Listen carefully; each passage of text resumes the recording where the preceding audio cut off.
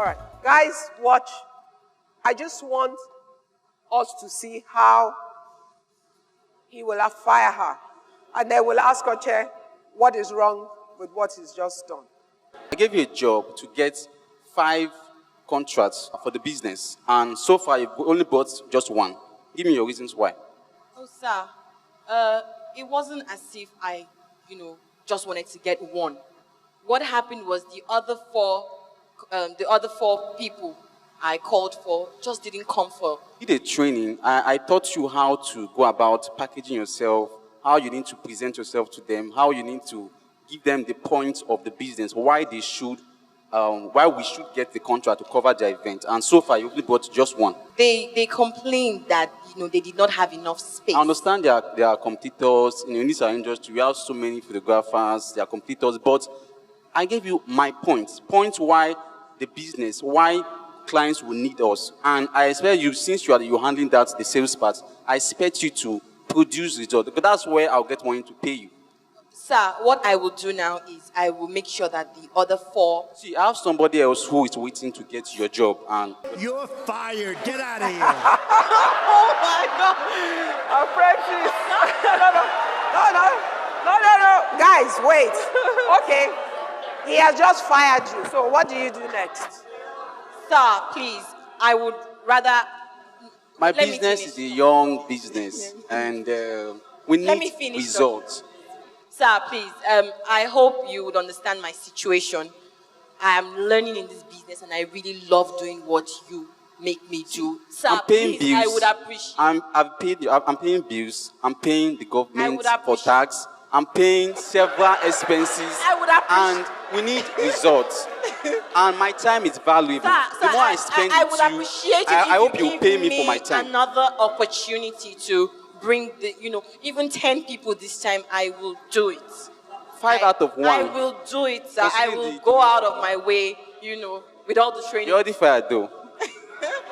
Conclude. I think you should reconsider me, sir.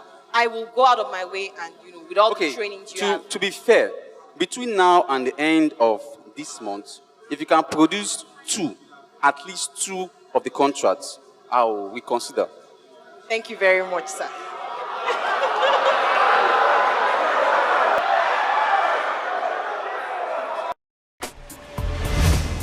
Ignite, from dreams to reality. It is time to ignite those dreams of our young people and empower the youth to bring their visions to life. Now we are partnering with the After School Graduate Development Center on the Ignite Enterprise project to provide practical tools to teach young people how to build businesses and to create employment for others. In Lagos, the possibilities are endless. Èkó ò ní bàjẹ́ o. Lagos State, in partnership with AGDC, presents Ignite, powered by First Bank and supported by Bank of Industry.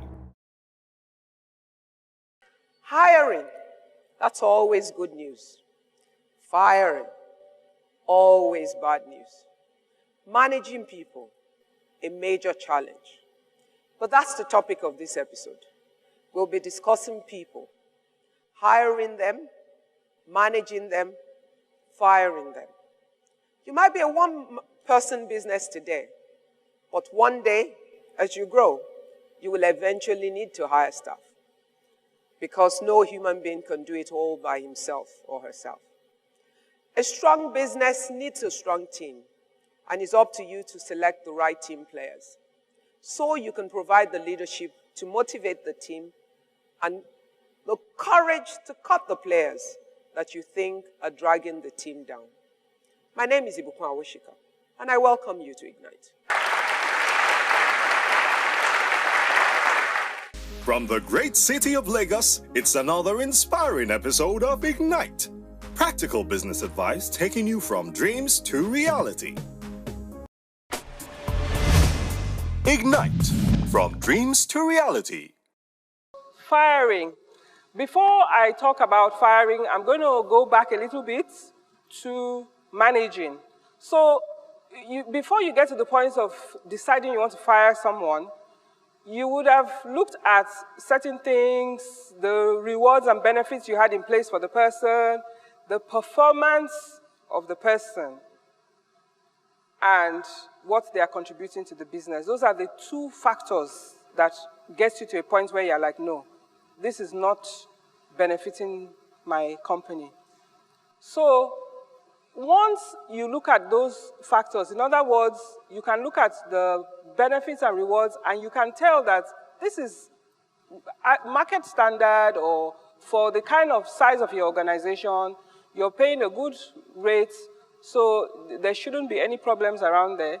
And then you now look at performance. It's like somebody going out and buying, let's say, a Ferrari. When you go and buy a Ferrari, they tell you that, oh, the Ferrari can do 0 to 120. I'm not an expert on cars, but I'm sure somebody here will be able to tell us. You're already talking. How many seconds? In 6 seconds, it can get you that. So the reason why you've put that amount of money down to buy a Ferrari is because you expect the Ferrari to do that. If you now put that Ferrari on the new road they are building in Badagry, and you accelerate, and it does only 20, you're going to go back to where you bought the Ferrari from to say, this car is not doing what you told me it's going to do. That is the same way with people who you've hired. If you've hired somebody against a particular set of competencies for a particular amount of pay, and the person is not performing at the level that you expect, do me a favor, don't manage the person. Just do not manage that person. There's something that we call in HR, which is a highly toxic recruitment error. Accept that that is what has happened. A lot of times, people either don't want to accept that I made a mistake in hiring this person in the first place. Then, like Mrs. Awosika said in the beginning, you are emotional. The person has just had twins.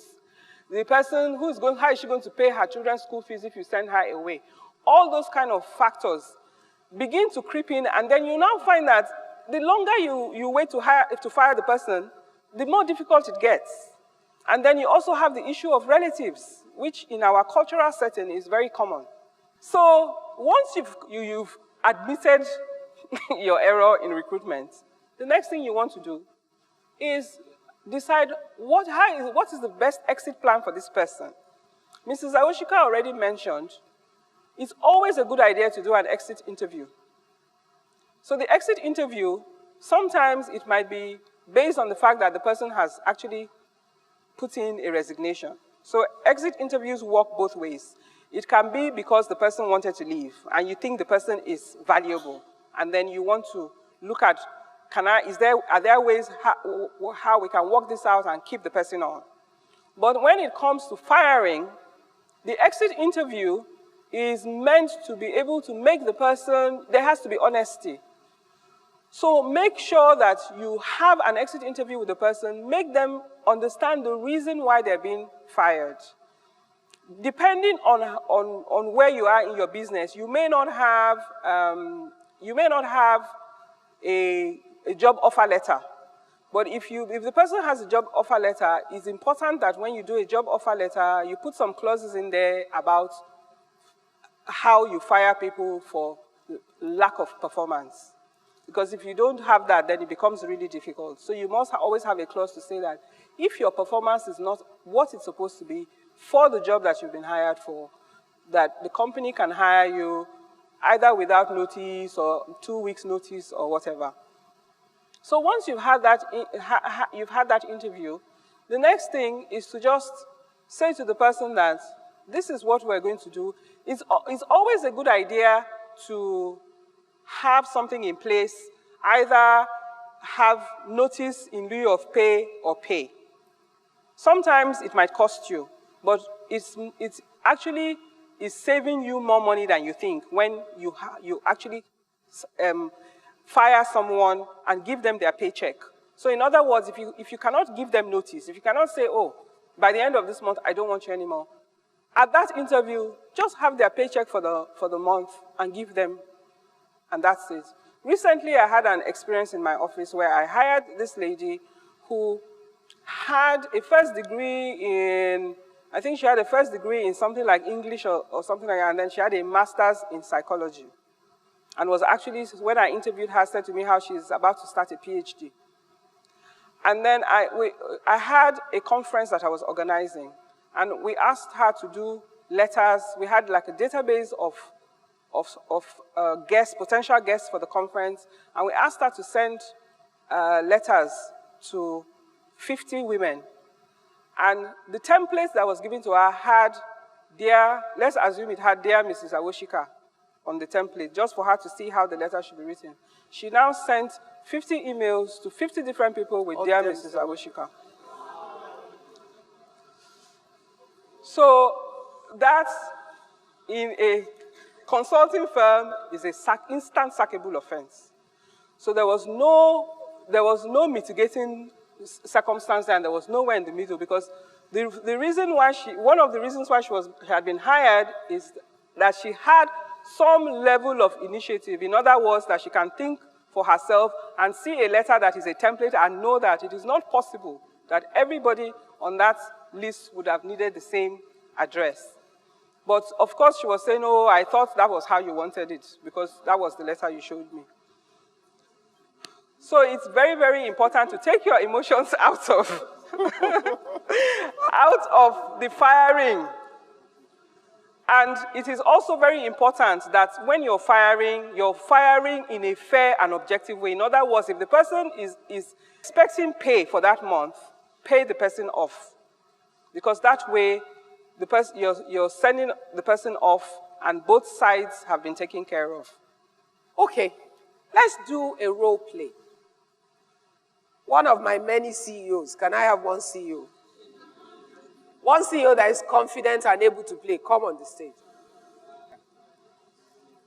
Now, I want to teach you something just from what happened before the role play. Everything you want to do in business will depend to a large extent on your boldness and your courage. And I never miss this opportunity. Courage and boldness will set you out of the crowd and will give you opportunities. And sometimes you've got to take it.